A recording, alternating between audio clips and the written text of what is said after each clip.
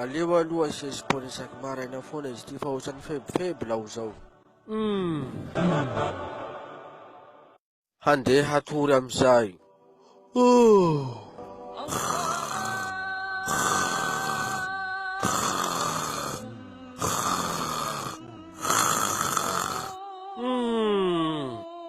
Zao lafa mandeha torimaso ty mbola matsiro eto.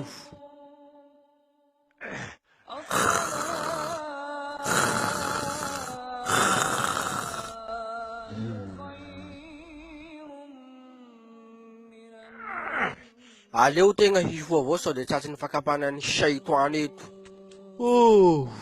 Aleo asiana rano kely aloha. Bismillah.